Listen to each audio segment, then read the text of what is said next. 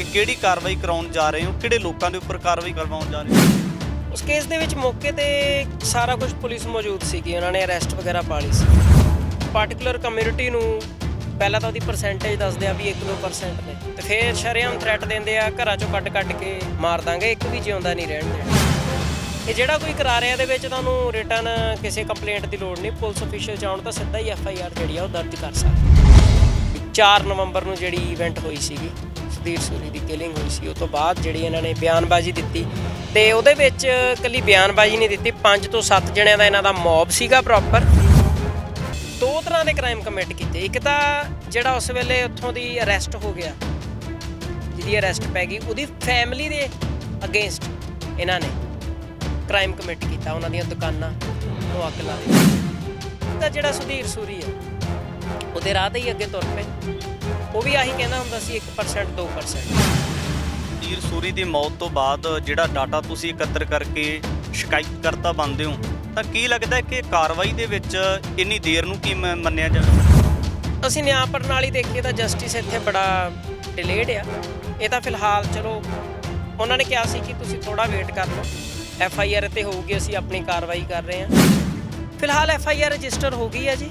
2 ਜਣੇ ਨੇ ਜਿਨ੍ਹਾਂ ਦੇ ਉੱਤੇ ਬਾਈ ਨੇਮ ਹੈ। ਰਾਹੁਲ ਸ਼ਰਮਾ, ਉਹਦੀ ਅਰੈਸਟ ਪੈ ਚੁੱਕੀ ਹੈ, ਤੇ ਦੂਜਾ ਸੌਰਵ ਸੇਤੀਆ, ਉਹਦੇ ਵਾਸਤੇ ਲੁੱਕ ਆਊਟ ਹੈ ਜਿਹੜਾ ਪੁਲਿਸ ਕਰ ਰਹੀ ਹੈ। ਸੁਧੀਰ ਸੂਰੀ ਵੀ ਸ਼ਰੇਆਮ ਚੈਲੰਜ ਕਰਦੇ ਰਹੇ ਨੇ, ਪਰ ਕਿਤੇ ਨਾ ਕਿਤੇ ਲੱਗਦਾ ਨਹੀਂ ਕਿ ਜਿਵੇਂ ਉਹਨਾਂ ਨੇ ਆਪਣੇ ਅੱਗੇ ਚੇਲੇ ਬਾਲ ਕੇ ਤਿਆਰ ਕਰ ਲਏ ਹੋਣ, ਉਹ ਵੀ ਉਸੇ ਤਰ੍ਹਾਂ ਦੀ ਮੈਂਟੈਲਿਟੀ ਰੱਖਦੇ ਨੇ ਜਿਸ ਤਰ੍ਹਾਂ ਦੀ ਸੂਰੀ ਰੱਖਦੇ ਸੀ।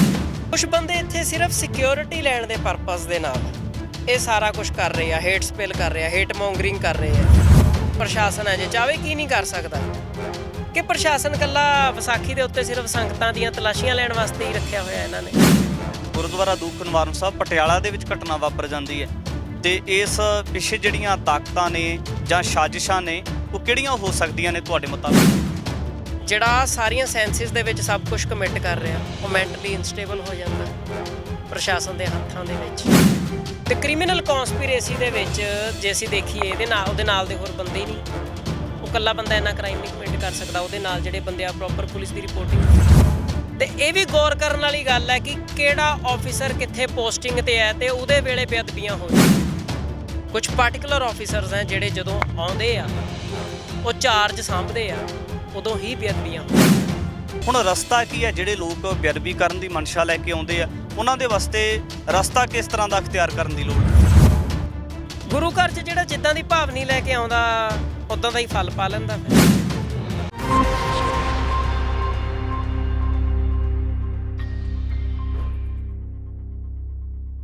TV 84 ਦੇ ਨਾਲ ਜੁੜੇ ਹੋ, ਮੈਂ ਰਜਿੰਦਰ ਸਿੰਘ ਸਵਰਾਜ। ਜੇ ਗੱਲ ਕੀਤੀ ਜਾਵੇ ਤਾਂ ਮੌਜੂਦਾ ਦੌਰ ਦੇ ਵਿੱਚ ਜਿਸ ਤਰੀਕੇ ਦੇ ਨਾਲ ਕੁਝ ਲੰਮੇਰੇ ਸਮੇਂ ਤੋਂ ਇਸ ਤਰ੍ਹਾਂ ਦੀਆਂ ਘਟਨਾਵਾਂ ਵਾਪਰਦੀਆਂ ਨੇ, ਜਿਨ੍ਹਾਂ ਦੇ ਵਿੱਚ ਕਿਹਾ ਜਾ ਸਕਦਾ ਹੈ ਕਿ ਘਟਨਾਵਾਂ ਤਾਂ ਚਾਹੇ ਸੁਭਾਵਿਕ ਹੁੰਦੀਆਂ ਨੇ ਜਾਂ ਗਿਣੀਆਂ ਮਿੱਥੀਆਂ ਹੁੰਦੀਆਂ ਨੇ ਕੁਝ ਲੋਕਾਂ ਦੇ ਵੱਲੋਂ, ਪਰ ਦੁਖਦਾਇਕ ਉਸ ਵੇਲੇ ਹੋ ਜਾਂਦਾ ਹੈ ਜਦੋਂ ਪੂਰੀ ਕਮਿਊਨਿਟੀ ਨੂੰ ਟਾਰਗੇਟ ਕੀਤਾ ਜਾਂਦਾ ਹੈ। ਕੋਈ ਵੀ ਸਮੁੱਚੀ ਕਿਹਾ ਜਾ ਸਕੇ ਤਾਂ ਕਮਿਊਨਿਟੀ ਕੋਈ ਮਾੜੀ ਨਹੀਂ ਹੁੰਦੀ, ਉਹਦੇ ਵਿੱਚ 1-2 ਲੋਕ ਚੰਗੇ ਜਾਂ ਮਾੜੇ ਹੁੰਦੇ ਨੇ। ਪਰ ਪਿਛਲੇਰੇ ਸਮੇਂ ਦੇ ਦਰਮਿਆਨ ਜਾਂ ਮੌਜੂਦਾ ਦੌਰ ਦੇ ਵਿੱਚ ਕੁਝ ਲੋਕਾਂ ਦੇ ਵੱਲੋਂ ਸੋਸ਼ਲ ਮੀਡੀਆ ਦੇ ਉੱਪਰ ਲਾਈਵ ਹੋ ਕੇ ਕਿਸੇ ਇੱਕ ਭਾਈਚਾਰੇ ਨੂੰ ਟਾਰਗੇਟ ਕੀਤਾ ਜਾ ਰਿਹਾ। ਤਾਂ ਅਜਿਹੇ ਮਸਲਿਆਂ ਦੇ ਉੱਪਰ ਜਿਹੜਾ ਕਾਨੂੰਨੀ ਕਾਰਵਾਈ ਕਰਨ ਵਾਸਤੇ ਗੁਰਮੋਹਨ ਪ੍ਰੀਤ ਐਡਵੋਕੇਟ ਨੇ ਸਾਡੇ ਨਾਲ, ਉਹਨਾਂ ਨੇ ਕਾਰਵਾਈ ਆਰੰਭੀ ਹੋਈ ਹੈ। ਕਿਹੜੇ ਲੋਕਾਂ ਦੇ ਉੱਪਰ ਕਾਰਵਾਈ ਕਿਹੜੀ ਆਰੰਭੀ ਜਾ ਰਹੀ ਹੈ, ਸਮੁੱਚੇ ਰੂਪ ਦੇ ਵਿੱਚ ਗੱਲਬਾਤ ਕਰਾਂਗੇ। ਸਰ, ਸਭ ਤੋਂ ਪਹਿਲਾਂ ਸਵਾਗਤ ਹੈ ਜੀ। ਧੰਨਵਾਦ ਜੀ। ਸਰ, ਸਭ ਤੋਂ ਪਹਿਲਾਂ ਵੱਡਾ ਸਵਾਲ ਹੈ, ਜਿਹੜੀ ਤੁਸੀਂ ਕਾਰਵਾਈ ਲੈ ਕੇ ਚੱਲੇ ਹੋ, ਅਸਲ ਦੇ ਵਿੱਚ ਸਮਝਾ ਦਿਓ ਕਿ ਕਿਹੜੀ ਕਾਰਵਾਈ ਕਰਾਉਣ ਜਾ ਰਹੇ ਹੋ, ਕਿਹੜੇ ਲੋਕਾਂ ਦੇ ਉੱਪਰ ਕਾਰਵਾਈ ਕਰਵਾਉਣ ਜਾ ਰਹੇ ਹੋ? ਦੇਖੋ ਜੀ, ਇਹ ਸੀਗਾ ਕਿ ਸੁਧੀਰ ਸੂਰੀ ਕੇਸ ਜਿਹੜਾ ਹੋ ਕੇ ਹਟਿਆ ਇਵੈਂਟ, ਉਸ ਕੇਸ ਦੇ ਵਿੱਚ ਮੌਕੇ ਤੇ ਸਾਰਾ ਕੁਝ ਪੁਲਿਸ ਮੌਜੂਦ ਸੀਗੀ। ਉਹਨਾਂ ਨੇ ਅਰੈਸਟ ਵਗੈਰਾ ਪਾ ਲਈ ਸੀ। ਉਹਦੇ ਬਾਵਜੂਦ ਕੁਝ ਸਿਰਫਰੇ ਨੌਜਵਾਨ ਉੱਠਦੇ ਆ, ਉਹ ਇੱਕ ਪਾਰਟਿਕੂਲਰ ਕਮਿਊਨਿਟੀ ਨੂੰ ਪਹਿਲਾਂ ਤਾਂ ਉਹਦੀ ਪਰਸੈਂਟੇਜ ਦੱਸਦੇ ਆ ਵੀ 1-2% ਨੇ, ਤੇ ਫਿਰ ਸ਼ਰੇਆਮ ਥ੍ਰੈਟ ਦਿੰਦੇ ਆ ਘਰਾਂ ਚੋਂ ਕੱਢ ਕੇ ਮਾਰ ਦਾਂਗੇ, ਇੱਕ ਵੀ ਜਿਉਂਦਾ ਨਹੀਂ ਰਹਿਣ ਦੇਣਾ। ਹਿਊਮਨ ਰਾਈਟਸ ਦੀ ਭਾਸ਼ਾ ਦੇ ਵਿੱਚ ਕ੍ਰਾਈਮ ਦੇ ਵਿੱਚ ਇਹਨੂੰ ਅਸੀਂ ਕਹਿੰਦੇ ਹਾਂ ਟੈਂਡੈਂਸੀ ਆਫ ਜੀਨੋਸਾਈਡਲ ਇੰਪਲਸ, ਨਸਲਕੁਸ਼ੀ ਦੀ ਭਾਵਨਾ। ਮਤਲਬ ਇੱਕ ਪੂਰੀ ਦੀ ਪੂਰੀ ਨਸਲ ਨੂੰ ਹੀ ਖਤਮ ਕਰ ਦੇਣਾ। ਤੇ ਇਹਦੇ ਲਈ ਮੇਰੀ ਜੰਗ। ਤੇ ਉਸ ਵੇਲੇ ਜਿਹੜੇ ਮੌਕੇ ਤੇ ਮੌਜੂਦ ਪੁਲਿਸ ਅਫੀਸ਼ੀਅਲ ਸੀਗੇ, ਸਾਰਿਆਂ ਨਾਲ ਮਿਲ ਕੇ ਪ੍ਰੋਪਰ ਦਰਖਾਸਤ ਦਿੱਤੀ ਸੀ, ਇੱਕ ਫੁਟੇਜਸ ਦਿੱਤੀਆਂ ਸੀ ਪੈਨ ਡਰਾਈਵ ਦੇ ਵਿੱਚ ਜਿਹੜੀਆਂ ਸੋਸ਼ਲ ਮੀਡੀਆ ਤੇ ਵਾਇਰਲ ਨੇ। ਇਨਫੋਰਮੇਸ਼ਨ ਟੈਕਨੋਲੋਜੀ ਐਕਟ ਦਾ ਇੰਡੀਆ ਦੇ ਦਾ ਸੈਕਸ਼ਨ 66 ਹੈ, ਜਿਹਦੇ ਵਿੱਚ ਸਾਰਾ ਕੁਝ ਤੁਸੀਂ ਦੇਖ ਕੇ ਮਤਲਬ ਮੌਕੇ ਤੇ ਕਰਾ ਸਕਦੇ ਹੋ FIR। ਉਸ ਤੋਂ ਇਲਾਵਾ ਸੁਪਰੀਮ ਕੋਰਟ ਦਾ ਪੁਰਾਣਾ ਵਰਡਿਕਟ ਹੈਗਾ, ਰੂਲਿੰਗ ਹੈਗੀ ਆ ਕਿ ਹੇਟ ਸਪੀਚਿਸ ਹੁੰਦੀਆਂ ਇਹ ਜਿਹੜਾ ਕੋਈ ਕਰਾ ਰਿਹਾ ਇਹਦੇ ਵਿੱਚ ਤੁਹਾਨੂੰ ਰਿਟਨ ਕਿਸੇ ਕੰਪਲੇਂਟ ਦੀ ਲੋੜ ਨਹੀਂ, ਪੁਲਿਸ ਅਫੀਸ਼ੀਅਲ ਚਾਹੁਣ ਤਾਂ ਸਿੱਧਾ ਹੀ FIR ਜਿਹੜੀ ਆ ਉਹ ਦਰਜ ਕਰ ਸਕਦੇ ਆ। ਤੇ ਇਸ ਤੇ ਹੁਣ ਬਾਏ ਮੇਰੇ ਨੇਮ ਮਤਲਬ ਵੀ ਮੈਂ ਕੰਪਲੇਨੈਂਟ ਹੈਗਾ। ਤੇ 4 ਨਵੰਬਰ ਨੂੰ ਜਿਹੜੀ ਇਵੈਂਟ ਹੋਈ ਸੀਗੀ, ਸੁਧੀਰ ਸੂਰੀ ਦੀ ਕਿਲਿੰਗ ਹੋਈ ਸੀ, ਉਹ ਤੋਂ ਬਾਅਦ ਜਿਹੜੀ ਇਹਨਾਂ ਨੇ ਬਿਆਨਬਾਜ਼ੀ ਦਿੱਤੀ ਤੇ ਉਹਦੇ ਵਿੱਚ ਇਕੱਲੀ ਬਿਆਨਬਾਜ਼ੀ ਨਹੀਂ ਦਿੱਤੀ, 5 ਤੋਂ 7 ਜਣਿਆਂ ਦਾ ਇਹਨਾਂ ਦਾ ਮੌਬ ਸੀਗਾ ਪ੍ਰੋਪਰ, ਜਿਨ੍ਹਾਂ ਨੇ 2 ਤਰ੍ਹਾਂ ਦੇ ਕ੍ਰਾਈਮ ਕਮਿਟ ਕੀਤੇ। ਇੱਕ ਤਾਂ ਜਿਹੜਾ ਉਸ ਵੇਲੇ ਉੱਥੋਂ ਦੀ ਅਰੈਸਟ ਹੋ ਗਿਆ, ਜਿਹਦੀ ਅਰੈਸਟ ਪੈ ਗਈ, ਉਹਦੀ ਫੈਮਿਲੀ ਦੇ ਅਗੇਂਸਟ ਇਹਨਾਂ ਨੇ ਕ੍ਰਾਈਮ ਕਮਿਟ ਕੀਤਾ। ਉਹਨਾਂ ਦੀਆਂ ਦੁਕਾਨਾਂ ਨੂੰ ਅੱਗ ਲਾ ਦਿੱਤੀ, ਉਹਨਾਂ ਨੂੰ ਮਾਰਨ ਦੀ ਧਮਕੀ ਦਿੱਤੀ, ਬਹੁਤ ਬਦਜ਼ੁਬਾਨੀ ਕੀਤੀ। ਜੇ ਦੇਖਿਆ ਜਾਵੇ ਤਾਂ ਜਿਹੜਾ ਸੁਧੀਰ ਸੂਰੀ ਆ ਉਹਦੇ ਰਾਹ 'ਤੇ ਹੀ ਅੱਗੇ ਤੁਰ ਪਏ। ਉਹ ਵੀ ਆਹੀ ਕਹਿੰਦਾ ਹੁੰਦਾ ਸੀ 1% 2%।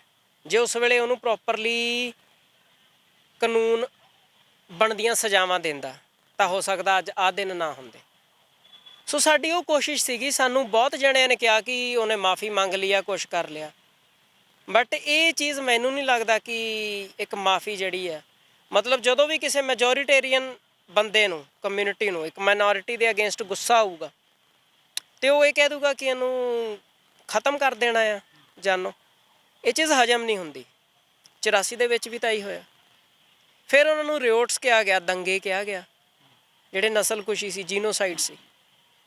ਤੇ ਬੀਇੰਗ ਇਨਟੂ ਦਿਸ ਹਿਊਮੈਨਿਟੇਰੀਅਨ ਫੀਲਡ, ਇਹ ਕਹਿੰਦਾ ਐ ਨਹੀਂ ਹੈ ਕਿ ਇੰਡੀਆ ਦੇ ਵਿੱਚ ਤੁਸੀਂ ਦੇਖੋ ਸ਼੍ਰੀਲੰਕਾ ਦੇ ਵਿੱਚ ਸਿੰਹਾਲੀਜ਼ ਨੇ, ਉਹਨਾਂ ਨੇ ਤਮਿਲੀਅਨਸ ਦੇ ਉੱਤੇ ਇੱਦਾਂ ਹੀ ਟੌਰਚਰਸ ਕੀਤੇ ਆ। ਤੇ ਮਿਆਂਮਾਰ ਦੇ ਵਿੱਚ ਰੋਹਿੰਗਿਆਜ਼ ਨੇ, ਉਹਨਾਂ ਦੇ ਉੱਤੇ ਹੋ ਰਹੀ ਆ ਆਹੀ ਸਾਰਾ ਕੁਛ। ਤੇ ਚਾਈਨਾ ਦੇ ਵਿੱਚ ਉਈਗੁਰ ਮੁਸਲਿਮਸ ਨੇ, ਉਹਨਾਂ ਦੇ ਨਾਲ ਆ ਸਾਰਾ ਕੁਛ ਹੋ ਰਿਹਾ।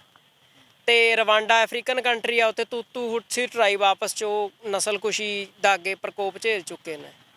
ਸੋ ਇਹ ਜਿਹੜੀ ਜੀਨੋਸਾਈਡਲ ਇੰਪਲਸ ਆ, ਇਹ ਜਿਹੜੀ ਟੈਂਡੈਂਸੀ ਆ, ਇਹ ਬਹੁਤ ਜ਼ਿਆਦਾ ਖਤਰਨਾਕ ਹੈ ਤੇ ਇਹਨੂੰ ਉਨੇ ਆੜੇ ਹੱਥੀ ਨਹੀਂ ਲਿਆ ਜਾ ਰਿਹਾ। ਸੁਧੀਰ ਸੂਰੀ ਦੀ ਮੌਤ ਤੋਂ ਬਾਅਦ ਜਿਹੜਾ ਡਾਟਾ ਤੁਸੀਂ ਇਕੱਤਰ ਕਰਕੇ ਸ਼ਿਕਾਇਤਕਰਤਾ ਬਣਦੇ ਹੋ, ਤਾਂ ਕੀ ਲੱਗਦਾ ਕਿ ਕਾਰਵਾਈ ਦੇ ਵਿੱਚ ਇੰਨੀ ਦੇਰ ਨੂੰ ਕੀ ਮੰਨਿਆ ਜਾਵੇ? ਦੇਖੋ, ਇਹ ਅਸੀਂ ਨਿਆਂ ਪ੍ਰਣਾਲੀ ਦੇਖੀਏ ਤਾਂ ਜਸਟਿਸ ਇੱਥੇ ਬੜਾ ਡਿਲੇਡ ਆ। ਇਹ ਤਾਂ ਫਿਲਹਾਲ ਚਲੋ ਉਹਨਾਂ ਨੇ ਕਿਹਾ ਸੀ ਕਿ ਤੁਸੀਂ ਥੋੜ੍ਹਾ ਵੇਟ ਕਰ ਲਓ, FIR 'ਤੇ ਹੋਊਗੀ, ਅਸੀਂ ਆਪਣੀ ਕਾਰਵਾਈ ਕਰ ਰਹੇ ਹਾਂ। ਤੇ ਵੇਟ ਕੀਤੀ ਉਹ ਥੋੜ੍ਹੀ ਜਿਹੀ ਫਿਰ, ਕਿਉਂਕਿ ਸਾਨੂੰ ਇਹ ਸੀਗਾ ਕਿ ਜੇ ਕੋਈ ਕੋਸ਼ਿਸ਼ ਕਰ ਰਿਹਾ ਤਾਂ ਕੋਆਪਰੇਟ ਕਰੀਏ। ਇਹਦੇ ਉੱਤੇ ਮੈਂ ਹੋਰ ਕੁਝ ਨਹੀਂ ਕਮੈਂਟ ਕਰਨਾ ਚਾਹੂੰਗਾ। ਕੀ ਸਟੇਟਸ ਹੈ ਕੇਸ? ਫਿਲਹਾਲ FIR ਰਜਿਸਟਰ ਹੋ ਗਈ ਹੈ ਜੀ। 2 ਜਣੇ ਨੇ ਜਿਨ੍ਹਾਂ ਦੇ ਉੱਤੇ ਬਾਈ ਨੇਮ ਹੈ। ਰਾਹੁਲ ਸ਼ਰਮਾ, ਉਹਦੀ ਅਰੈਸਟ ਪੈ ਚੁੱਕੀ ਆ, ਤੇ ਦੂਜਾ ਸੌਰਵ ਸੇਤੀਆ, ਉਹਦੇ ਵਾਸਤੇ ਲੁੱਕ ਆਊਟ ਹੈ ਜਿਹੜਾ ਪੁਲਿਸ ਕਰ ਰਹੀ ਹੈ। ਜਿਹੜੇ ਥਾਣੇ 'ਚ ਹੋਈ ਹੈ? ਤੇ ਸਦਰ ਥਾਣੇ ਅੰਮ੍ਰਿਤਸਰ ਦੇ ਵਿੱਚ FIR ਰਜਿਸਟਰ ਹੋਈ ਹੈ। ਕੀ ਲੱਗਦਾ ਕਿ ਜਿਹੜੇ ਲੋਕਾਂ ਦੇ ਵੱਲੋਂ ਇਸ ਤਰੀਕੇ ਦੇ ਨਾਲ ਜਦੋਂ ਅਸੀਂ ਵਿਵਾਦਤ ਕਿਸੇ ਭਾਈਚਾਰੇ ਨੂੰ ਲੈ ਕੇ ਟਿੱਪਣੀਆਂ ਦਾ ਜ਼ਿਕਰ ਕਰਦੇ ਹਾਂ, ਤਾਂ ਸੁਧੀਰ ਸੂਰੀ ਵੀ ਸ਼ਰੇਆਮ ਚੈਲੰਜ ਕਰਦੇ ਰਹੇ ਨੇ, ਪਰ ਕਿਤੇ ਨਾ ਕਿਤੇ ਲੱਗਦਾ ਨਹੀਂ ਕਿ ਜਿਵੇਂ ਉਹਨਾਂ ਨੇ ਆਪਣੇ ਅੱਗੇ ਚੇਲੇ ਬਾਲ ਕੇ ਤਿਆਰ ਕਰ ਲਏ ਹੋਣ, ਉਹ ਵੀ ਉਸੇ ਤਰ੍ਹਾਂ ਦੀ ਮੈਂਟੈਲਿਟੀ ਰੱਖਦੇ ਨੇ ਜਿਸ ਤਰ੍ਹਾਂ ਦੀ ਸੂਰੀ ਰੱਖਦੇ ਸੀ? ਤੁਸੀਂ ਦੇਖੋ ਇੱਥੇ ਬਹੁਤ, ਹੁਣ ਮੈਂ ਮਤਲਬ ਤੁਹਾਡੇ ਇੱਕ ਕਿਸੇ ਪੱਤਰਕਾਰ ਮੀਡੀਆ ਨੂੰ ਹੀ ਦਾਤ ਦਊਂਗਾ, ਉਹਨੇ ਕਿਸੇ ਬੰਦੇ ਦੇ ਇੱਕ ਜਾਲੀ ਪਵਾਤੀ ਸੀ ਮੂੰਹ ਤੇ ਉਹ ਕਹਿੰਦਾ ਵੀ ਤੁਹਾਨੂੰ ਸਿਕਿਉਰਿਟੀ ਦੀ ਲੋੜ ਨਹੀਂ ਹੈ, ਤੁਹਾਨੂੰ ਆ ਜਾਲੀ ਦੀ ਲੋੜ ਹੈ, ਤੁਸੀਂ ਆਪਦਾ ਮੂੰਹ ਆ, ਜਿਹੜੀ ਜ਼ਬਾਨ ਆ, ਦੰਦ ਥੋੜ੍ਹੇ ਜਾਬਤੇ 'ਚ ਰੱਖੋ। ਕੁਛ ਬੰਦੇ ਇੱਥੇ ਸਿਰਫ ਸਿਕਿਉਰਿਟੀ ਲੈਣ ਦੇ ਪਰਪਸ ਦੇ ਨਾਲ ਇਹ ਸਾਰਾ ਕੁਛ ਕਰ ਰਹੇ ਆ, ਹੇਟ ਸਪਿਲ ਕਰ ਰਹੇ ਆ, ਹੇਟ ਮੌਂਗਰਿੰਗ ਕਰ ਰਹੇ ਆ। ਤੇ ਇਹ ਅਸੀਂ ਦੇਖ ਸਕਦੇ ਹਾਂ, ਸਾਰਾ ਕੁਛ ਆਮ ਬੰਦੇ ਦੀਆਂ ਅੱਖਾਂ ਤੋਂ ਆੜੇ ਨਹੀਂ ਆ। ਤੇ ਸਿਸਟਮ ਹੈ ਜਿਹੜਾ ਪ੍ਰਸ਼ਾਸਨ ਹੈ, ਜੇ ਚਾਹਵੇ ਕੀ ਨਹੀਂ ਕਰ ਸਕਦਾ? ਕਿ ਪ੍ਰਸ਼ਾਸਨ ਇਕੱਲਾ ਵਿਸਾਖੀ ਦੇ ਉੱਤੇ ਸਿਰਫ ਸੰਗਤਾਂ ਦੀਆਂ ਤਲਾਸ਼ੀਆਂ ਲੈਣ ਵਾਸਤੇ ਹੀ ਰੱਖਿਆ ਹੋਇਆ ਇਹਨਾਂ ਨੇ? ਇੱਕ ਲੈਵਲ 'ਤੇ ਐਡਾ ਪੰਜਾਬ ਦੇ ਵਿੱਚ ਇਹਨਾਂ ਨੇ ਡਰ ਦਾ ਮਾਹੌਲ ਬਣਾ ਦਿੱਤਾ। 10ਵੀਂ 12ਵੀਂ ਦੇ ਜਿਹੜੇ ਬੱਚੇ ਬੋਰਡ ਦੇ ਪੇਪਰ ਦੇ ਰਹੇ ਆ, ਜਿਨ੍ਹਾਂ ਨੂੰ ਕੁਛ ਬਹੁਤਾ ਨਹੀਂ ਵੀ ਪਤਾ ਸੀ ਕਿਸੇ ਇੱਕ ਪਾਰਟੀਕੂਲਰ ਆਈਡੀਓਲੋਜੀ ਦੇ ਵਿੱਚ, ਜਿਹਦੇ ਵਿੱਚ 2 ਚੀਜ਼ਾਂ ਸਟਾਰਟਿੰਗ ਦੇ ਵਿੱਚ ਦਿਖ ਰਹੀਆਂ, ਮੈਨੂੰ ਵੀ ਉਹੀ ਦਿਖ ਰਹੀਆਂ ਸੀਗੀਆਂ ਜਾਂ ਦਿਖ ਰਹੀਆਂ ਹੁਣ ਵੀ ਨਸ਼ਿਆਂ ਦੇ ਅਗੇਂਸਟ ਇੱਕ ਡਰਾਈਵ ਸੀਗੀ, ਅੰਮ੍ਰਿਤ ਛਕਾਉਣਾ ਸ਼ੁਰੂ ਕੀਤਾ ਸੀਗਾ। ਮਹਿਜ਼ ਇੱਕ ਫੋਟੋ 'ਤੇ ਤੁਸੀਂ 10ਵੀਂ 12ਵੀਂ ਦੇ ਜਿਹੜੇ ਬੋਰਡ ਦੇ ਪੇਪਰ ਦੇਣ ਵਾਲੇ ਬੱਚੇ ਆ, ਤੁਸੀਂ ਉਹਨਾਂ ਨੂੰ ਟੌਰਚਰ ਕਰ ਸਕਦੇ ਹੋ, ਗ੍ਰਿਲ ਕਰ ਸਕਦੇ ਹੋ, ਪੰਜਾਬ 'ਚ ਤੁਸੀਂ ਇੰਨਾ ਡਰ ਦਾ ਮਾਹੌਲ ਬਣਾ ਸਕਦੇ ਹੋ, ਤੁਸੀਂ ਮੀਡੀਆ ਹਾਊਸਿਸ ਨੂੰ ਬੰਦ ਕਰ ਸਕਦੇ ਹੋ, ਤੁਸੀਂ ਟਵਿੱਟਰ ਹੈਂਡਲ ਬੰਦ ਕਰ ਸਕਦੇ ਹੋ, ਤੁਸੀਂ ਵਕੀਲਾਂ ਤੱਕ ਨੂੰ ਡਰਾ ਧਮਕਾ ਸਕਦੇ ਹੋ, ਜਿਹਦਾ ਪ੍ਰਕੋਪ ਤੁਸੀਂ ਵੀ ਮੀਡੀਆ ਵਾਲਿਆਂ ਨੇ ਝੇਲਿਆ, ਅਸੀਂ ਵੀ ਝੇਲਿਆ, ਕੁਝ ਵਕੀਲਾਂ ਨੇ। ਤੇ ਉੱਥੇ ਪ੍ਰਸ਼ਾਸਨ ਦੀ ਐਡੀ ਪੈਨੀ ਤੇ ਚੌਕਸੀ ਨਿਗਾਹ ਦੇ ਵਿੱਚ ਅੰਮ੍ਰਿਤਸਰ ਬੰਬ ਧਮਾਕੇ ਹੋ ਜਾਂਦੇ ਆ ਸਾਰਾ ਕੁਝ ਹੋ ਜਾਂਦਾ। ਇਹ ਸਾਰੀਆਂ ਚੀਜ਼ਾਂ ਕਨੈਕਟ ਤਾਂ ਇੱਕੋ ਡਾਟ ਤੇ ਹੁੰਦੀਆਂ ਨਾ। ਬਦਲਾ ਇਸੇ ਗੱਲ ਨੂੰ ਮੰਨਿਆ ਜਾਵੇ। ਦੇਖੋ ਇਹ ਸਾਫ਼ ਹੈ ਕਿ ਪੋਲਿਟਿਕਸ ਤੁਸੀਂ ਦੇਖੋ, NCRB ਦਾ ਡੇਟਾ ਕਹਿੰਦਾ ਆ ਕਿ 2013-14 ਦੇ ਵਿੱਚ ਜਦੋਂ ਬੇਅਦਬੀਆਂ ਹੁੰਦੀਆਂ ਸੀਗੀਆਂ ਬਹੁਤ ਵੱਡੀ ਖਬਰ ਹੁੰਦੀ ਸੀ। 2018 ਤੱਕ ਆਉਂਦਿਆਂ ਪੰਜਾਬ ਦੇ ਵਿੱਚ ਸਭ ਤੋਂ ਜ਼ਿਆਦਾ ਕੇਸ ਜਿਹੜੇ ਨੇ ਰਜਿਸਟਰ ਹੋ ਗਏ। 295 ਤੇ 200 ਨਾਲ ਦੀਆਂ ਧਾਰਾਵਾਂ 298 ਤੱਕ ਦੇ ਸਭ ਤੋਂ ਜ਼ਿਆਦਾ ਕੇਸ ਹੀ ਪੰਜਾਬ 'ਚ ਰਜਿਸਟਰਡ ਨੇ। ਤੇ ਉਹ ਚੀਜ਼ ਹੈਰਾਨ ਨਹੀਂ ਕਰਦੀ? ਬੇਸ਼ੱਕ ਹੈਰਾਨ ਕਰਦੀ ਹੈ। ਜੇ ਆਪਾਂ ਦੂਜੇ ਪਾਸੇ ਗੱਲ ਕਰੀਏ ਤਾਂ ਪੰਜਾਬ ਦੇ ਅੰਦਰ ਖਾਸ ਕਰ ਇਸ ਤਰ੍ਹਾਂ ਦੀਆਂ ਘਟਨਾਵਾਂ ਕੁਝ ਸਮੇਂ ਤੋਂ ਲਗਾਤਾਰ ਵਾਪਰ ਰਹੀਆਂ ਨੇ। ਜੇ ਖਾਸ ਕਰ ਗੱਲ ਕੀਤੀ ਜਾਵੇ ਤਾਂ ਜਿੱਥੇ ਪਿੰਡਾਂ ਦੇ ਵਿੱਚ ਇੱਕਾ ਦੁੱਕਾ ਘਟਨਾਵਾਂ ਵਾਪਰਦੀਆਂ ਸੀ ਤਾਂ ਉੱਥੇ ਮੁੱਢਲੇ ਰੂਪ ਦੇ ਵਿੱਚ ਸਭ ਤੋਂ ਪਹਿਲਾਂ ਦਰਬਾਰ ਸਾਹਿਬ ਵਾਪਰਦੀ ਹੈ, ਫਿਰ ਇਤਿਹਾਸਕ ਗੁਰਦੁਆਰਾ ਕੋਤਵਾਲੀ ਸਾਹਿਬ ਮਰਿੰਡਾ ਵਿੱਚ ਘਟਨਾ ਵਾਪਰਦੀ ਹੈ, ਤੇ ਬੀਤੇ ਕੱਲ੍ਹ ਦੇ ਦਰਮਿਆਨ ਜਿਹੜਾ ਸੀ ਗੁਰਦੁਆਰਾ ਦੂਖ ਨਿਵਾਰਨ ਸਾਹਿਬ ਪਟਿਆਲਾ ਦੇ ਵਿੱਚ ਘਟਨਾ ਵਾਪਰ ਜਾਂਦੀ ਹੈ।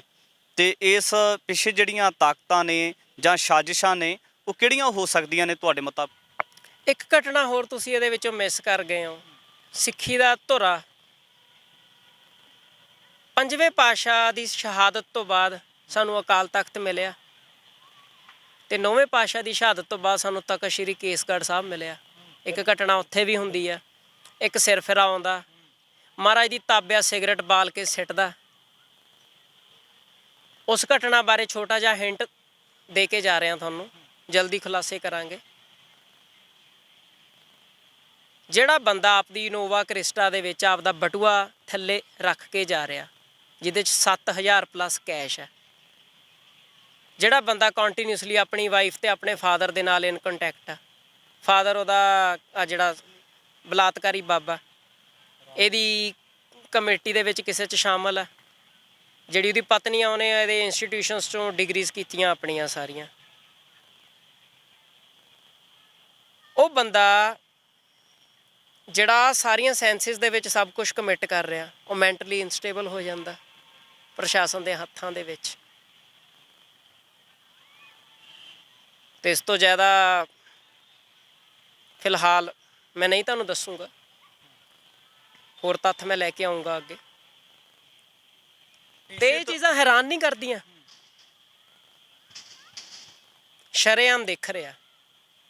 ਤੇ ਕ੍ਰਿਮੀਨਲ ਕੌਂਸਪੀਰੇਸੀ ਦੇ ਵਿੱਚ ਜੇ ਅਸੀਂ ਦੇਖੀਏ ਉਹਦੇ ਨਾਲ ਦੇ ਹੋਰ ਬੰਦੇ ਹੀ ਨਹੀਂ। ਉਹ ਇਕੱਲਾ ਬੰਦਾ ਇੰਨਾ ਕ੍ਰਾਈਮ ਨਹੀਂ ਕਮਿਟ ਕਰ ਸਕਦਾ, ਉਹਦੇ ਨਾਲ ਜਿਹੜੇ ਬੰਦੇ ਆ ਪ੍ਰੋਪਰ ਪੁਲਿਸ ਦੀ ਰਿਪੋਰਟਿੰਗ ਨਹੀਂ ਹੁੰਦੀ। ਤੇ ਇਹ ਵੀ ਗੌਰ ਕਰਨ ਵਾਲੀ ਗੱਲ ਹੈ ਕਿ ਕਿਹੜਾ ਆਫਿਸਰ ਕਿੱਥੇ ਪੋਸਟਿੰਗ ਤੇ ਹੈ ਤੇ ਉਹਦੇ ਵੇਲੇ ਬੇਅਦਬੀਆਂ ਹੋ ਰਹੀਆਂ। ਜੇ ਤੁਸੀਂ ਸਿੱਧੀ ਆੜੇ ਹੱਥੀ ਗੱਲ ਕਰਦੇ ਹੋ ਸਿਸਟਮ ਦੀ, ਬਹੁਤਾ ਮੀਡੀਆ ਨਹੀਂ ਦਿਖਾਊਗਾ ਇਹ ਚੀਜ਼ਾਂ ਨੂੰ। ਕੁਝ ਪਾਰਟੀਕੂਲਰ ਆਫਿਸਰਸ ਹੈ ਜਿਹੜੇ ਜਦੋਂ ਆਉਂਦੇ ਆ ਉਹ ਚਾਰਜ ਸਾਂਭਦੇ ਆ, ਉਦੋਂ ਹੀ ਬੇਅਦਬੀਆਂ ਹੁੰਦੀਆਂ। ਸਾਡੇ ਕੋਲ ਇੱਕ ਦਸਤਾਰ ਆ, ਦਸਤ ਯਾਰ, ਇਹਨੂੰ ਆਪਾਂ ਦਸਤਾਰ ਨੂੰ ਡਿਫਾਈਨ ਕਰਦੇ ਹਾਂ ਵੀ ਯਾਰ ਦੇ ਦਸਤਖਤ। ਇਹ ਸਾਡਾ, ਜੇ ਆਪਾਂ ਨੋਰਮਲੀ ਸਾਈਕੋਲੋਜੀ ਦੀ ਵੀ ਗੱਲ ਕਰੀਏ, ਇਬਰਾਹਿਮ ਮਾਸਲੋ ਗੱਲ ਕਰਦਾ ਕਿ ਫਿਜ਼ੀਕਲ ਨੀਡਸ ਤੋਂ ਬਾਅਦ ਬੰਦਾ ਐਸਟੀਮ ਨੀਡਸ ਤੋਂ ਬਾਅਦ ਸੈਲਫ ਐਕਚੁਅਲਾਈਜੇਸ਼ਨ ਤੇ ਪਹੁੰਚਦਾ, ਤੇ ਗੁਰਬਾਣੀ ਤਾਂ ਸਾਨੂੰ ਸਿੱਧਾ ਸੈਲਫ ਐਕਚੁਅਲਾਈਜੇਸ਼ਨ ਤੇ ਲਾ ਜਾਂਦੀ ਹੈ, ਆਤਮ ਰਸ ਜਿਹਨੂੰ ਆਪਾਂ ਕਹਿੰਦੇ ਹਾਂ।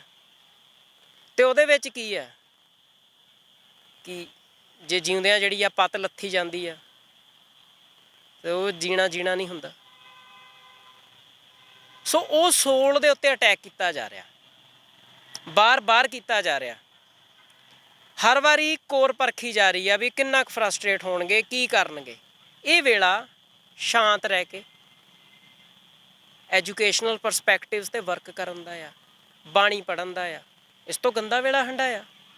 ਨਿਜ਼ਾਮ ਇੱਦਾਂ ਦੇ ਰਹੇ ਨੇ ਸਾਡੇ ਲਈ, ਸਿਰਾਂ ਦੇ ਮੁੱਲ ਨਹੀਂ ਪਏ ਹਲੇ ਸਾਡੇ, ਹਲੇ ਅਸੀਂ ਪੱਤੇ ਖਾ ਕੇ ਗੁਜ਼ਾਰਾ ਨਹੀਂ ਕਰ ਰਹੇ। ਬਟ ਸਰਕਮਸਟਾਂਸਿਸ ਪੰਜਾਬ ਨੂੰ ਉੱਥੇ ਲੈ ਕੇ ਜਾ ਰਹੇ ਆ। ਸਾਇੰਟੀਫਿਕ ਟੈਂਪਰਾਮੈਂਟ ਖਤਮ ਹੋ ਰਿਹਾ ਪੰਜਾਬ ਦੇ ਯੂਥ ਦਾ, ਇੱਥੋਂ ਯੂਥ ਦਾ ਬਾਹਰ ਪਲਾਇਨ ਹੋ ਰਿਹਾ। ਨੌਜਵਾਨੀ ਦੀਆਂ ਅੱਖਾਂ ਦੇ ਵਿੱਚ ਸੁਪਨੇ ਆਇਲਸ ਤੋਂ ਵੱਡੇ ਨਹੀਂ ਰਹਿ ਗਏ।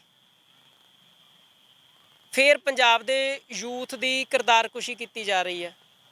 ਬਥੇਰੇ ਸਪੋਰਟਸ ਪਰਸਨਸ ਤੁਹਾਨੂੰ ਦਿਖ ਜਾਣਗੇ, ਬਣਦਾ ਹੱਕ ਨਹੀਂ ਮਿਲ ਰਿਹਾ। ਸੌਖੀ ਜੀ ਗੱਲ ਆ ਕਿ ਕੁਛ ਬੰਦੇ ਦਿਖ ਰਹੇ ਨੇ ਜਿਹੜੇ ਸਟੇਟ ਨੂੰ ਚਲਾ ਰਹੇ ਨੇ, ਪਰ ਉਹ ਬੰਦੇ ਅਕਸਰ ਬਾਰੀਆਂ 'ਚ ਲਮਕੇ ਦਿਖਦੇ ਨੇ, ਸਨਰੂਫ ਦੇ ਵਿੱਚੋਂ ਕੋਈ ਹੋਰ ਖੜਿਆ ਦਿਖਦਾ। ਜਿਹੜਾ ਨਿਜ਼ਾਮ ਸਿੱਖ ਹਤੈਸ਼ੀ ਹੋਣ ਦਾ ਦਾਅਵਾ ਕਰਦਾ ਹੈ ਉਹਨਾਂ ਤੋਂ ਫਿਰ ਨਾ ਉਮੀਦ ਰੱਖੀ ਜਾਵੇ ਕੋਈ? ਦੇਖੋ, ਉਮੀਦ ਤਾਂ ਨਿਜ਼ਾਮ ਤੋਂ ਕਦੇ ਵੀ ਨਹੀਂ ਸੀ। ਉਮੀਦ ਨਿਜ਼ਾਮ ਤੋਂ ਨਹੀਂ ਹੁੰਦੀ, ਉਮੀਦ ਇੱਕ ਉੱਥੋਂ ਹੀ ਆ, ਅਕਾਲ ਪੁਰਖ ਤੋਂ ਹੀ ਆ। ਨਿਜ਼ਾਮ ਨੂੰ ਅਕਾਊਂਟੇਬਲ ਠਹਿਰਾਉਂਦੇ ਹਾਂ ਅਸੀਂ। ਨਿਜ਼ਾਮ ਤੋਂ ਦੀਆਂ ਡਿਊਟੀਜ਼ ਨੇ, ਨਿਜ਼ਾਮ ਦੀਆਂ ਡਿਊਟੀਜ਼ ਨੇ। ਹਾਂ, ਆਮ ਜਿਹੜਾ ਵੋਟਰ ਆ ਉਹ ਠੱਗਿਆ ਹੋਇਆ ਮਹਿਸੂਸ ਕਰਦਾ ਇਸ ਵੇਲੇ, ਕਿਉਂਕਿ ਉਹਨਾਂ ਨੇ ਬੜੇ ਮਾਰਜਨ ਦੇ ਨਾਲ ਜਿਤਾਇਆ, 92 ਸੀਟਾਂ ਦਵਾਈਆਂ। ਅਤੇ ਉਹ ਤੁਸੀਂ ਦੇਖ ਸਕਦੇ ਹੋ ਕਿ ਜਿਹੜੇ ਵਿਚਾਰੇ ਸੋ ਕਾਲਡ ਬੜੇ ਮਾਤੜ ਜੇ ਬੰਦੇ ਕਹਿੰਦੇ ਸੀਗੇ, ਜਿਨ੍ਹਾਂ ਨੂੰ ਦਿਖਾਉਂਦੇ ਸੀਗੇ, ਹੁਣ ਜੇ ਤੁਸੀਂ ਉਹਨਾਂ ਦੇ ਖਰਚੇ ਦੀ ਵੀ ਗੱਲ ਕਰੋ, ਵੈਡਿੰਗ ਐਕਸਪੈਂਡੀਚਰ ਦੀ ਜਾਂ ਹੋਰ, ਮੈਂ ਉਹਨਾਂ ਚੀਜ਼ਾਂ 'ਤੇ ਨਹੀਂ ਆਊਂਗਾ, ਅਤੇ ਤੁਸੀਂ ਬੈਟਰ ਸਾਰਾ ਕੁਝ ਦੇਖ ਸਕਦੇ ਹੋ ਵੀ ਕਿੱਥੇ ਕੀ ਕਿਵੇਂ ਹੋ ਰਿਹਾ, ਕੀ ਕੁਛ ਕਿਵੇਂ ਚੱਲ ਰਿਹਾ। ਅਤੇ ਇਹ ਗੱਲਾਂ ਵੀ ਫਿਰ ਕਰਨੀਆਂ ਬਣਦੀਆਂ ਨੇ, ਕਿਉਂਕਿ ਪੂਰੀ ਸਟੇਟ ਨੂੰ ਕਿਵੇਂ ਲੋਕਡਾਊਨ ਲਾਉਣਾ ਹੈ, 144 ਕਿਵੇਂ ਲਾਉਣੀ ਹੈ, ਇਹ ਸਭ ਕੁਝ ਪਤਾ ਨਿਜ਼ਾਮ ਨੂੰ, ਪਰ ਆ ਬਣਦੀਆਂ ਚੀਜ਼ਾਂ ਦੇ ਵਿੱਚ ਕਾਰਵਾਈ ਕਰਨੀ ਨਹੀਂ ਆ ਰਹੀ। ਅਖੀਰ ਵਿੱਚ ਮੇਰਾ ਅੰਤਲਾ ਸਵਾਲ ਹੈ, ਪੇਸ਼ੇ ਤੋਂ ਤੁਸੀਂ ਵਕੀਲ ਹੋ, ਅਤੇ ਜਦੋਂ ਬੇਅਦਬੀ ਦੀਆਂ ਅਣਸੁਖਾਵੀਆਂ ਘਟਨਾਵਾਂ ਵਾਪਰਦੀਆਂ ਨੇ ਤਾਂ ਉਸ ਸਮੇਂ ਦੇ ਦਰਮਿਆਨ ਜਿਹੜਾ ਸੀ ਸੰਗਤ ਦੇ ਵੱਲੋਂ ਜਾਂ ਜਿਹੜਾ ਗੁਰਦੁਆਰਾ ਸਾਹਿਬ ਦਾ ਸਮੁੱਚਾ ਪ੍ਰਬੰਧ ਹੁੰਦਾ, ਉਹਨਾਂ ਦੇ ਵੱਲੋਂ ਜਿਹੜਾ ਦੋਸ਼ੀ ਹੈ, ਜਿਹੜਾ ਬੇਅਦਬੀ ਕਰਨ ਵਾਲਾ ਸ਼ਖਸ ਹੈ, ਉਸ ਨੂੰ ਪ੍ਰਸ਼ਾਸਨ ਦੇ ਹੱਥ ਦੇ ਵਿੱਚ ਦੇ ਦਿੱਤਾ ਜਾਂਦਾ ਹੈ। ਪ੍ਰਸ਼ਾਸਨ ਦੇ ਕੋਲੋਂ ਲੋਕ ਚਲੇ ਜਾਂਦੇ ਨੇ, ਪਰ ਕੋਈ ਸੱਚਾਈ ਖੁੱਲ੍ਹੇਆਮ ਲੋਕਾਂ ਦੇ ਵਿੱਚ ਸੰਗਤ ਦੇ ਕੋਲੇ ਨਹੀਂ ਆਉਂਦੀ, ਤਾਂ ਉਸ ਤੋਂ ਬਾਅਦ ਸੋਧਾ ਵੀ ਲਗਾ ਦਿੱਤਾ ਜਾਂਦਾ ਹੈ। ਜਿਹੜੇ ਸਾਰੇ ਹੱਥਕੰਡੇ ਵਰਤ ਕੇ ਦੇਖ ਲਏ ਜਾਂਦੇ ਆ। ਹੁਣ ਰਸਤਾ ਕੀ ਹੈ? ਜਿਹੜੇ ਲੋਕ ਬੇਅਦਬੀ ਕਰਨ ਦੀ ਮਨਸ਼ਾ ਲੈ ਕੇ ਆਉਂਦੇ ਆ, ਉਹਨਾਂ ਦੇ ਵਾਸਤੇ ਰਸਤਾ ਕਿਸ ਤਰ੍ਹਾਂ ਦਾ ਅਖਤਿਆਰ ਕਰਨ ਦੀ ਲੋੜ ਹੈ? ਤੁਸੀਂ ਦੇਖੋ, ਇਹ ਹੁਣ ਸਵਾਲ ਤੁਹਾਡੇ ਸਾਹਮਣੇ, ਇਹਦੇ ਕੁਛ ਐਗਜ਼ਾਮਪਲਸ ਮੈਂ ਤੁਹਾਨੂੰ ਦੇ ਦਿੰਦਾ। ਪਿੱਛੇ ਜੇ ਤੁਸੀਂ ਇੱਕ ਉਹਦੀ ਬੱਚੀ ਦੀ ਵੀਡੀਓ ਦੇਖੀ ਹੋਣੀ, ਵਾਇਰਲ ਹੋਈ ਆ, ਉਹ ਬਾਅਦ 'ਚੋਂ ਤੰਬਾਕੂ ਸਿੱਟਦੇ ਪਏ ਆ ਉਹਦੇ ਵਿੱਚ, ਅਤੇ ਉਹਨੇ ਇੰਡੀਆ ਦਾ ਫਲੈਗ ਲਾਇਆ ਹੋਇਆ ਸੀਗਾ, ਅਤੇ ਉਹ ਡਿਫੇਮ ਕਰਨਾ ਚਾਹੁੰਦੇ ਸੀਗੇ ਸਿੱਖ ਕਮਿਊਨਿਟੀ ਨੂੰ। ਤੁਸੀਂ ਦੇਖਿਆ ਕਿ ਮਨਸ਼ਾ ਉਹਦੀ ਕੀ ਸੀ, ਉਹ ਬੱਚੀ ਤੋਂ ਉਹਨਾਂ ਨੇ ਤੰਬਾਕੂ ਛਡਵਾਇਆ, ਅਤੇ ਬਾਅਦ 'ਚ ਉਹਨੇ ਮਾਫੀ ਮੰਗ ਲਈ। ਗੁਰੂ ਘਰ 'ਚ ਜਿਹੜਾ ਜਿੱਦਾਂ ਦੀ ਭਾਵਨੀ ਲੈ ਕੇ ਆਉਂਦਾ, ਉੱਦਾਂ ਦਾ ਹੀ ਫਲ ਪਾ ਲੈਂਦਾ। ਫਿਰ ਸਿੱਧੀ ਜੀ ਗੱਲ ਹੈ। ਦੇਖੋ, 4 ਰਾਹ ਨੇ ਦਰਬਾਰ ਸਾਹਿਬ ਦੇ, ਸਾਰੇ ਧਰਮਾਂ ਵਾਲੀ ਖੁੱਲ੍ਹੇ ਆ। ਪ੍ਰੇਮ ਦੀ ਗੱਲ ਹੋ ਰਹੀ ਆ ਉੱਥੇ। ਉਸ ਤੋਂ ਵੀ ਜੇ ਕਿਸੇ ਨੂੰ ਇਨਸਿਕਿਉਰਿਟੀ ਆ ਰਹੀ ਆ, ਤੇ ਸੋਚਣ ਦੀ ਗੱਲ ਤਾਂ ਹੈ ਨਾ ਵੀ ਉੱਥੇ ਇਨਸਿਕਿਉਰਿਟੀ ਵਾਲੀ ਕੀ ਚੀਜ਼ ਆ। ਉੱਥੇ ਕਿੰਨਾ ਕੁਛ ਹੁੰਦਾ, ਕਿੰਨਾ ਅਮਨ ਸ਼ਾਂਤੀ ਭਾਈਚਾਰਕ ਸਾਂਝ ਦਾ ਉਪਦੇਸ਼ ਦਿੱਤਾ ਜਾਂਦਾ, ਕਿੱਡਾ ਲੰਗਰ ਲੱਗਦਾ, ਕਿੰਨੇ ਲੋਕੀ ਆ ਕੇ ਸੁੱਖਾਂ ਸੁੱਖਦੇ ਆ, ਠੀਕ ਹੁੰਦੇ ਆ। ਉਹਦੇ ਉੱਤੇ ਕਿੰਨੀ ਕੁ ਕਵਰੇਜ ਆ। ਉਹ ਇੱਕ ਸਟਿੱਕਰ ਜਾਂ ਇੰਡੀਆ ਦੇ ਫਲੈਗ ਵਾਲਾ ਦਿਖਾਇਆ, ਉਹ ਸਾਰੇ ਮੀਡੀਆ ਨੇ ਦਿਖਾਤਾ। ਹੁਣ ਕਿੰਨੇ ਕੁ ਜਣੇ ਖਬਰਾਂ ਦਿਖਾਉਣਗੇ ਜੋ ਕੁਛ ਹੁਣ ਹੋਇਆ? ਨਹੀਂ ਦਿਖਾਉਣਗੇ। ਮੀਡੀਆ ਦੇ ਵਿੱਚ ਜਿਹੜੀ ਪੀਲੀ ਪੱਤਰਕਾਰੀ ਹੈ, ਯੈਲੋ ਜਰਨਲਿਜ਼ਮ ਹੈ ਜਿਹੜਾ, ਉਹਨੇ ਇੱਕ ਥਾਂ ਲੈ ਲਈ ਆ। ਬਾਕੀ ਅਸੀਂ ਜਾਣਦੇ ਹੀ ਹਾਂ ਬਿਹਤਰ ਕਿ ਸੱਚ ਬੋਲਣ ਵਾਲਿਆਂ ਦਾ ਕੀ ਹਸ਼ਰ ਹੋ ਰਿਹਾ, ਬਟ ਸਟਿਲ ਗੁਰੂ ਪਿਤਾ ਦੀ ਕਿਰਪਾ ਦੇ ਨਾਲ ਲੱਗੇ ਹੋਏ ਆ, ਅਤੇ ਵੈਰ ਸਾਡਾ ਕਿਸੇ ਨਾਲ ਨਹੀਂ ਹੈਗਾ। ਕੋਸ਼ਿਸ਼ ਕਰ ਰਹੇ ਹਾਂ ਵੀ ਲੀਗਲ ਟਰਮਸ ਦੇ ਉੱਤੇ ਕੁਛ, ਤਾਂ ਫਿਰ ਸਾਡੇ ਤਾਂ ਮੀਰੀ ਤੇ ਪੀਰੀ ਇਕੱਠੇ ਚੱਲਦੀ ਆ। ਇੱਕ ਲੈਵਲ ਦੇ ਉੱਤੇ ਰੈਜ਼ਿਸਟੈਂਸ ਹੈ ਜਿਹੜੀ, ਉਹ ਪੈਂਦੀ ਆ। ਉਹ ਤੋਂ ਬਾਅਦ ਜਦੋਂ ਗੱਲ ਫਿਰ ਸਰਵਾਈਵਲ 'ਤੇ ਆ ਜਾਂਦੀ ਆ, ਅਤੇ ਫਿਰ ਹੁਣ ਜਿਹੜਾ ਯੂਥ ਹੈ, ਮੈਂ ਤੁਹਾਨੂੰ ਗੱਲ ਕਰ ਹੀ ਰਿਹਾ, ਉਹਨੂੰ ਇਸ ਤਰੀਕੇ ਦੇ ਨਾਲ ਮੈਨ ਹੈਂਡਲ ਕਰਨਾ ਨਹੀਂ ਸੀ ਬਣਦਾ, ਪਰ ਕੀਤਾ ਜਾ ਰਿਹਾ। ਜੁਵੀਨਲ ਡਿਲੀਕੁਐਂਸੀ ਹੁੰਦੀ ਆ, ਇੱਕ ਥਿਊਰੀ ਹੁੰਦੀ ਆ ਕਿ ਕ੍ਰਾਈਮ ਵੱਲ ਕਿਉਂ ਜਾਂਦੇ ਆ ਬੱਚੇ। ਉਹਨਾਂ 'ਚ ਆਲਰੇਡੀ ਅਗਰੈਸ਼ਨ ਹੈ, ਫਰਸਟ੍ਰੇਸ਼ਨ ਆ। ਉਹਨਾਂ ਨਾਲ ਤਾਂ ਪਿਆਰ ਨਾਲ ਗੱਲ ਕਰਨ ਵਾਲਾ ਬੰਦਾ ਚਾਹੀਦਾ। ਤੁਸੀਂ ਕਿਸੇ ਵਿਗੜੇ ਤਿਗੜੇ ਵੈਲੀ ਬਦਮਾਸ਼ ਨਾਲ ਪੁਲਿਸ ਦੀ ਇੰਟਰੈਕਸ਼ਨ ਦੇਖ ਲਿਓ, ਕਿਸੇ ਸਿੱਧੜ ਜੇ ਮਾਤੜ ਬੰਦੇ ਨਾਲ ਦੇਖ ਲਿਓ, ਤੁਹਾਨੂੰ ਸਭ ਕੁਝ ਕਲੀਅਰ ਹੋ ਜਾਊਗਾ। ਇਹ ਗੱਲਾਂ ਕੌੜੀਆਂ ਨੇ ਪਰ ਸੱਚੀਆਂ ਨੇ। ਉਹੀ ਕੁਛ ਇੱਥੇ ਆ, ਜਿਹੜੇ ਧਮਕੀਆਂ ਦੇ ਰਿਹਾ ਉਹ ਸਿਕਿਉਰਿਟੀਜ਼ ਵੀ ਲੈ ਆਏ ਸੀ ਪਹਿਲਾਂ, ਹੁਣ ਉਹਨਾਂ ਦੇ ਪਰਚਾ ਦਰਜ ਹੈ। ਦੂਜੀ ਗੱਲ ਮੈਨੂੰ ਇਹ ਗਿਲਾ ਹੈ ਆਪਣੇ ਜਰਨਲਿਸਟ ਨਾਲ ਪੰਜਾਬ ਦੇ, ਨਾ ਉਨੀ ਰਿਸਰਚ ਨਹੀਂ ਕਰਦੇ। ਬਸ ਉਹ ਮੈਂ ਕਿਸੇ ਪੱਤਰਕਾਰ ਬਾਰੇ ਅੱਗੇ ਵਰਤਿਆ ਸੀ ਗਿੱਧ ਲਫ਼ਜ਼, ਗਿੱਧ ਕੀ ਕਰਦਾ, ਮਰੀਆਂ ਲੋਥਾਂ ਨੂੰ ਛਕ ਜਾਂਦਾ। ਇਹ ਆਪ ਸ਼ਿਕਾਰ ਨਹੀਂ ਕਰਦੇ। ਇਹ ਦੁਖਾਂਤ ਆ। ਤਾਂ ਪੰਜਾਬ ਦੇ ਵੱਡੇ ਮੁੱਦਿਆਂ ਨੂੰ ਲੈ ਕੇ ਗੱਲਬਾਤ ਕੀਤੀ ਹੈ, ਤਾਂ ਜਿੱਥੇ ਜਿਹੜੇ ਲੋਕ ਕਿਸੇ ਭਾਈਚਾਰੇ ਦੇ ਖਿਲਾਫ ਫਿਰਕੂ ਰੰਗਤ ਦੇ ਕੇ ਨਫ਼ਰਤੀ ਭਰਿਆ ਪ੍ਰਚਾਰ ਕਰਦੇ ਨੇ, ਉਹਨਾਂ ਨੂੰ ਲੈ ਕੇ ਜਿੱਥੇ ਐਡਵੋਕੇਟ ਸਾਹਿਬ ਦੇ ਵੱਲੋਂ ਜਿਹੜੀ ਇੱਕ ਵੱਡੀ ਕਾਰਵਾਈ ਕਰਵਾਈ ਜਾ ਰਹੀ ਹੈ, FIR ਦਰਜ ਕਰਵਾਉਣ ਤੋਂ ਬਾਅਦ ਜਿਹੜੀ ਅਗਲੀ ਵੱਖ-ਵੱਖ ਧਾਰਾਵਾਂ ਦੇ ਤਹਿਤ ਕੇਸ ਦਰਜ ਹੋਏਗਾ, ਤਾਂ ਉੱਥੇ ਮੌਜੂਦਾ ਦੌਰ ਦੇ ਵਿੱਚ ਜਿਹੜੀਆਂ ਲਗਾਤਾਰ ਅਣਸੁਖਾਵੀਆਂ ਬੇਅਦਬੀ ਦੀਆਂ ਘਟਨਾਵਾਂ ਵਾਪਰ ਰਹੀਆਂ ਨੇ, ਉਹਨਾਂ ਨੂੰ ਲੈ ਕੇ ਵੀ ਗੱਲਬਾਤ ਕੀਤੀ ਹੈ। ਭਵਿੱਖ ਦੇ ਵਿੱਚ ਵੀ ਇਸ ਤਰ੍ਹਾਂ ਦੀ ਵਿਸ਼ੇਸ਼ ਗੱਲਬਾਤ ਲੈ ਕੇ ਹਾਜ਼ਰ ਹੁੰਦੇ ਰਹਾਂਗੇ। ਧੰਨਵਾਦ।